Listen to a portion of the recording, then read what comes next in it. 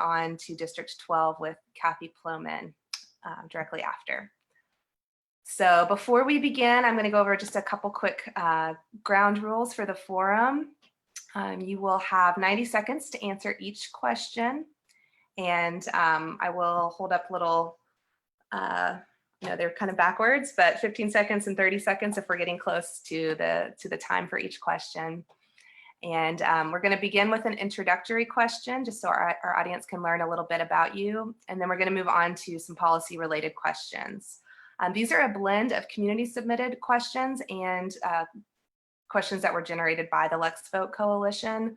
So we had quite a bit of community submitted questions for your district specifically. So we appreciate that, everybody who took time to submit questions. And we are going to go ahead and get started. So just want to give a quick introduction to you, Councilmember Reynolds. Tell us a little bit about why you are running for council, what your interest is in this position. Well, thank you so much for having me, and to everyone who put this together. I think it's a great platform.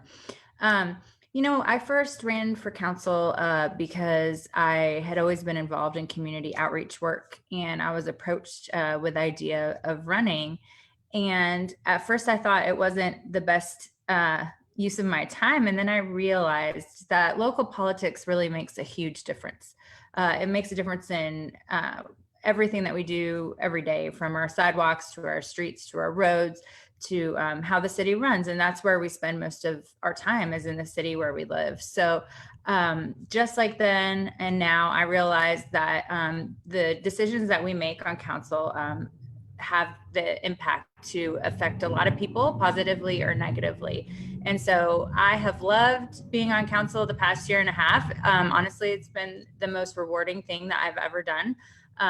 And I love working with people and trying to come up with solutions to make the district and the city a better place.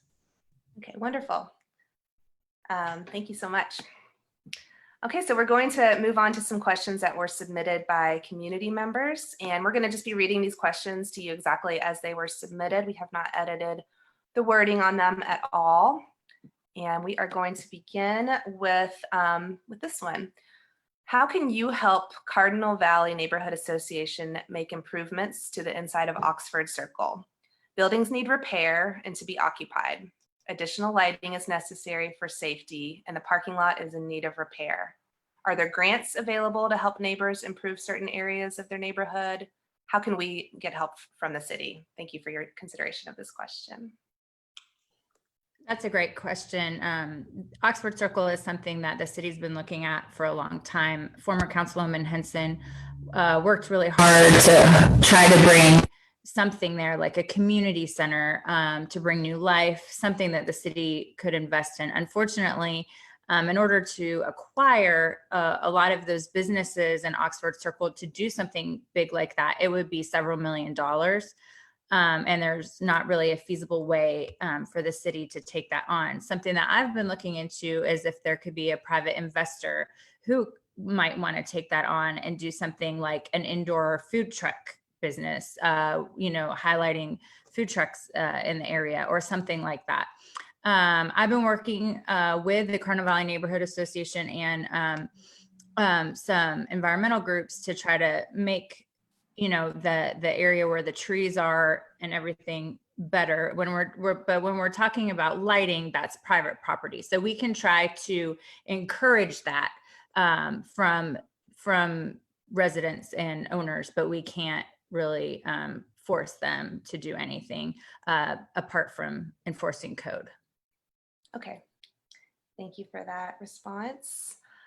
Going to move on with another one about Oxford Circle as well. This one is, what can be done about panhandlers at the entrance of Cardinal Valley and Oxford Circle? It seems like at least one is there every day. One day last week, there were 3. Also going back to the previous question about Oxford Circle, there's not grants for big projects like that, but for small things, there's environmental grants and sometimes CBDG grants that can be used for sidewalks and things like that. And when we're talking about panhandling, unfortunately, the city tried to address this several years ago, and basically, they said that the state said we could not ban panhandling because it goes against the First Amendment. So we have looked at different ways to deal with that, but it is not illegal to panhandle.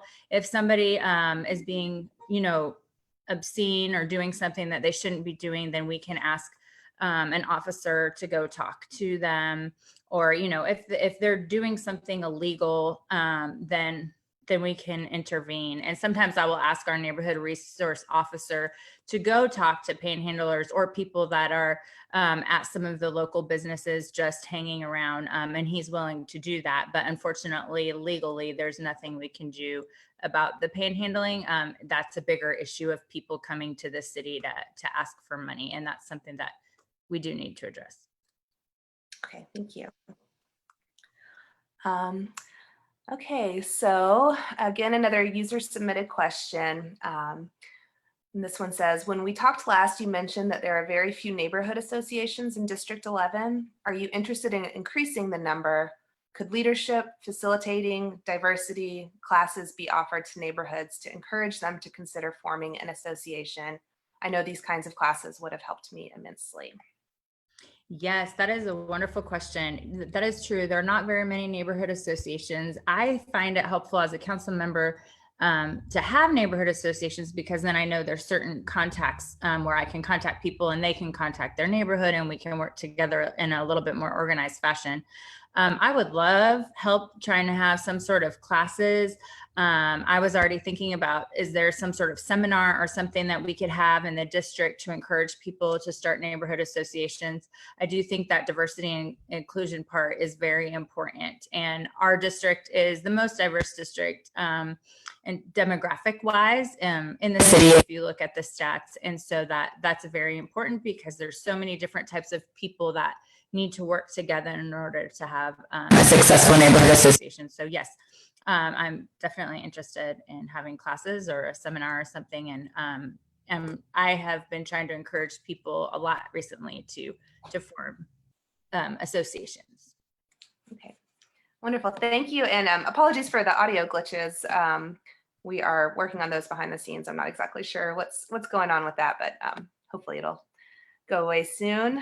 And just a reminder to everybody, these questions, at least in this beginning section, were submitted by users. We got the word out through a few different channels. So they're worded exactly as they were submitted, which might make them seem a little awkward when I read them, but they are all great questions. So again, thank you to those folks who took the time to submit these. So moving on to the next question, this one's about Versailles Road. Versailles Road is the introduction of many to the Lexington community, as it is the road that leads from the airport into downtown. Visitors can see diverse stores and shops, food trucks, and robust pedestrian traffic patronizing these locations, both foot and bicycle traffic. Currently, for much of the corridor, cyclists and pedestrians have to share old and crumbling sidewalks, as there are no safe lanes for cyclists to use. Bike lanes are currently being put in between Alexandria and Mason Headley, but this only represents one very short segment of the Versailles Road corridor. Unfortunately, there are also many vehicle accidents. Altogether, Versailles presents a scary situation for homeowners living on the road and scary for residents wishing to visit local businesses by walking or cycling but fear doing so. How will you work to make sure that there are safe bike lanes and sidewalks along the entirety of Versailles Road leading into downtown, and that road conditions become safer for all? That is a great question. Actually, one of my priorities when I got into office was the Versailles Road corridor. And before me, Councilwoman Henson secured money for the Parker's Mill to Mason Headley section that was mentioned. Unfortunately, to go from Mason Headley to downtown is going to cost over $25 million. The section that's being done and worked on right now costs $3 million. To put that into perspective, there's a lot of right of way that has to be bought from property owners in order to get that done. I feel as well that Versailles Road is extremely important, that all of those problems that were mentioned are very true and something needs to be done. It is a challenge to find the money to get that done. It is a state road. So I've been working with the state. I'm on the Metropolitan Planning Group, and I've been trying to push it forward there. I've been trying to push it forward locally. I'm the vice chair of a bike lane and lane share committee. I'm working on trying to get a complete streets ordinance that says anytime a road is done, you have to include bike lanes and proper sidewalks, etc. I'm working on it, but it's going to take a little bit of time to find all of the funding in order to get it done, unfortunately. But it is one of my top priorities. Thank you. Continuing with our user submitted questions. This one is pretty much to the point. Do you support defunding the Lexington Police Department? I support changing and adding policies to our Lexington Police Department. I'm working on that right now. Me and a few council members put a list together that we put into the Planning and Public Safety Committee, which I'm on, that includes body-worn cameras and then use of force and things like that. And so we're looking at adding policies, changing policies. I've been working with what can we do with a collective bargaining agreement. And then we're going to get recommendations from the mayor's committee on social justice and equity, racial justice, I'm sorry, and equity. And so all of those things I think are really important. One thing that I would like to do is I would like to change kind of the structure and have more neighborhood resource officers that know the community better. I think they are a great way to police, and I would like to see that increased, as well as paramedicine, because we have huge gaps in social services and mental health. And so I would like to look at how we can focus on those instead of just we're cutting this money out and we're putting it over here. Much bigger approach than that. Thank you. Okay, and moving on to our final user submitted question before we move into some of the questions that were generated by the LexVote Coalition. Charitable nonprofit businesses employ 9% of the Lexington Fayette County workforce. That's 14,060 residents. And they account for 9.6% of the annual wages, $674 million, according to the U.S. Bureau of Labor Statistics in 2017. In addition to being major employers, the nonprofit sector also brings significant revenues through tourism, local dining and retail support, and more. How would you support the nonprofit sector as an employer of choice and as an economic engine in Lexington? Well, before I was on council, I spent my adult life working for nonprofits. So to me, they are very important, and I see how they are able to fill in a lot of gaps that we have in terms of government services, and that they add so much to the quality of life, including our economy. And so I want to do everything I can to support them and partner with them. I do think that the ESR grants are important and valid, and that is not something that I want to cut in the future. I think we saw how nonprofits stepped in and did all kinds of things during COVID.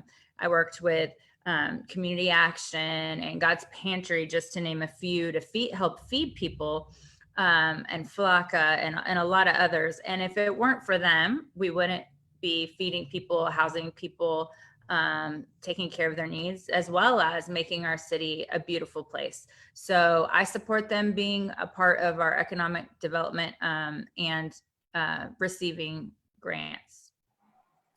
Thank you. All right, so we are going to move on to some of the questions that were generated by the LexVote Coalition, which again is made up by a number of different community partners. It is largely spearheaded by some folks from Civic Lex and Fayette Alliance, but there's lots of different partners involved with coming up with these questions. So the first one will focus on budget shortfalls. In recent years, Lexington's budget obligations have outpaced its ability to generate revenue. In the fiscal year 2021 budget, this has dramatically impacted everything from economic development to social services. What strategies do you recommend to address revenue shortages while balancing spending priorities? I think this is really challenging. As I've been on council, I've seen a really interesting phenomenon that people want more sidewalks. People want, more paved streets. They want a beautiful place to live. They want a safe place to live. They want all the things. And we all want those things for ourselves and our families. But we don't often realize what it takes to provide those. And that has a cost to it. Everything has a cost. So we have to say to ourselves, are we willing to pay that cost to have the things we want? Or do we not want to pay the cost and have maybe not everything on our wish list? And that's a tough question. I think that the city does need to look at increasing revenues eventually, probably not this year due to COVID. Everybody was hit really hard. But I think there's some ways we can increase revenue where it only affects each household a little tiny bit, but it makes a big difference in the services that we can have. Before COVID, we looked into a restaurant tax and we looked into some other taxes, but those would have to be changed at a state level. So locally, it might be payroll or something else that we would eventually have to increase. But I think communication is key. Why are we increasing revenue? What is it going to do? And how communicate about our budget. What are we spending our money on now? Where is it going? Okay. Thank you. And we are coming close to being out of time. So I think we just have time for one more question. And again, thank you so much for taking this time with us tonight, Councilmember Reynolds. And this is one that is very timely and has come up in so many conversations this year about racial justice. Given your understanding of Lexington's long and complicated history around racial injustices, what do you plan to do to directly address inequality and its root causes in our city? I think that the first place we need to start is to say, are we listening to people that are saying there's inequalities? Are we acknowledging that there's inequalities? Because it's easy to say, there's inequalities over there, there's inequalities in that city, but not here, and not really just own that there's inequalities everywhere. And so we need to look at that as a city in every area, not just police, and say, what can we do to make it better? I think that's going to mean training for people. It's going to mean listening. It's going to mean putting some policies in place that ensure that everybody is treated equally. And I'm not sure exactly what that would look like right now. I know we're looking at things like that for certain parts of the city, but for a comprehensive ordinance or something, I don't know what that would look like, but I do think that it is necessary, and I want people to know that I'm listening and I care, and that I'm committed to equality for everybody. Okay. Thank you so much. We've reached the end of our questions for Councilmember Reynolds. I just want to thank you for being here with us this evening, to the audience again for submitting questions and for tuning in tonight. And then coming up next here in just a few minutes, we'll be speaking with the unopposed 12th District candidate, Kathy Plomin. So feel free to stay tuned in the channel if you'd like, to all of our audience. If anyone has missed or would like to rewatch any of the previous night's forums, you can find all of them at lex.vote. That is the website for LexVote. And remember, please visit lex.vote for all the information that you need to cast an informed vote in the upcoming general election on November 3rd. And thanks again, Councilmember Reynolds. Thank you so much for having me. Sure.